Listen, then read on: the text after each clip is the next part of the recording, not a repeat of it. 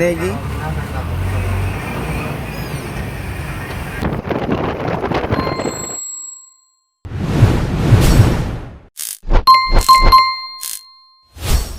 আসসালামু আলাইকুম, কেমন আছেন আপনারা সবাই? আশা করি আল্লাহর রহমতে ভালো আছেন। আপনাদের দোয়া ও ভালোবাসা আলহামদুলিল্লাহ আমিও ভালো আছি। আজকে আমার গাড়িতে মাল লোড হয়েছে সিরাজগঞ্জে। তো আমি মূলত ঢাকা থেকে সিরাজগঞ্জের উদ্দেশ্যে রওনা দিতেছি। তো ভাবলাম একটু আমার রুট জার্নিটা আপনাদের মাঝে একটু ভিডিও ক্লিপের মাধ্যমে শেয়ার করি। তো অবশ্যই যদি আমার ভিডিওটি পেজ থেকে দেখেন, আমার পেজটি ফলো করবেন। ইউটিউব চ্যানেল থেকে দেখলে অবশ্যই চ্যানেলটি সাবস্ক্রাইব করে দিবেন। এই মুহূর্তে আমি আমার গাড়ির তেল বা যাবতীয় যা লাগে চেক করে সব কিছু রেডি করে আমি গাড়িটা নিয়ে অলরেডি মেন রোডের উপরেই আছি। এটা হচ্ছে ঢাকা চট্টগ্রাম রোড। তো এই রোডে আসলে এই টাইমে গাড়ির অনেক চাপ থাকে, যেহেতু আমাদের কোম্পানির সব গাড়িগুলো এই টাইমেই বারোয় বা আরও বিভিন্ন কোম্পানির গাড়ি একই টাইমেই বারোয়। 3টা-4টার দিকে সব গাড়িগুলো টিপে বাইরে, যেগুলো দূরের টিপ, লং টিপ। আর তাছাড়া কি বলবো, আজকে রাস্তায় প্রচুর পরিমাণ কুয়াশার সময় গাড়ি চালানোটা যে কি ধরনের কঠিন হয় এটা বলে বোঝানো সম্ভব না। কপালটা ভালো, এদিকে আবার এসে আপনার তারাবু বিশ্ব রোডের আগে জামে পড়ে গেছি, তো কিছু করার নাই। তো অনেক সময় জামে আসিলাম, তারপরে গাড়িটা সাইড করলাম, ভাবলাম একটু চা নাস্তা করার দরকার। তো চা নাস্তা করার জন্য হেল্পারে নিয়ে গাড়িতে নামলাম। আর একটু ক্লান্ত হয়ে গেছি। তো আমি আবার এই কথাটা বলছি, আমার পেজটা একদমই নতুন এবং চ্যানেলটাও নতুন। অবশ্যই চ্যানেলটা সাবস্ক্রাইব করবেন, পেজটা ফলো করবেন। আর কুয়াশার যে কী কম, মানে রাতের বেলা যেই কুয়াশা দেখছি এখন তার থেকে বেশি দেখতেছি। তো চার দোকানদারটা আমার একটু পরিচিত, এই জন্য একটা মুচকি হাসি দিল। আর আমরা অলরেডি চা নাস্তা করতেছি। এই ভিডিওটা যদি আপনি সম্পূর্ণ দেখেন তাহলে অনেক সুন্দর সুন্দর ভিউ উপভোগ করতে পারবেন। তো সর্বপ্রথম আকর্ষণীয় যেই ভিউটা আপনাদেরকে আমি দেখাবো, যমুনা সেতু দেখাবো। একটা করি সম্পূর্ণ ভিডিওটি আপনি দেখবেন। আর এই মুহূর্তে আমি আপনাদেরকে 300 ফিট এরিয়ার একটা ভিউ দেখাইতেছি, যেটা কুয়াশার মধ্যে আসলে অনেক সুন্দরই লাগছে। আর ভিউটা সিনেমাটিক্স। আর যাই হোক, আমরা অলরেডি চা নাস্তা করে কিন্তু আমরা প্রায় গাজীপুরের কাছাকাছি আছি। তো গাজীপুরের কাছাকাছি আইসে আবারও আমরা একটা জামে পড়ে গেছি। এই জামটা হচ্ছে আজকে হলো 2025-এর বিশ্ব ইজতেমার আখেরি মুনাজাত, এই জন্য একটু রাস্তায় জাম।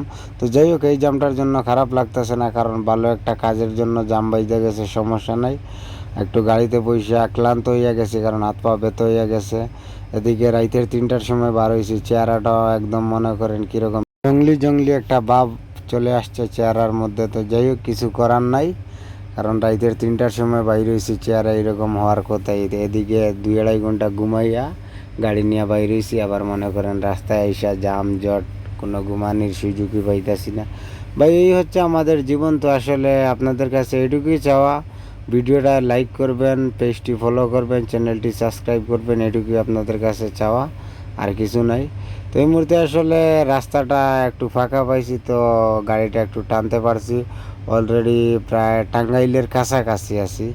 টাঙ্গাইল জায়গাটা আপনারা অনেকেই চিনবেন, ড্রাইভার যারা আছেন আপনাদের তো আর বলতেছি না, মানে সাধারণ ভিউয়ার্সদেরকে আমি বলতেছি।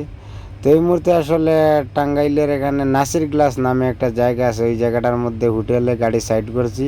অনেক বেশি খিদা লাগছে, কারণ ভাত খাইতে হইব। তো এই হোটেলে ঢুকলাম, হাত মুখ ধুইলাম।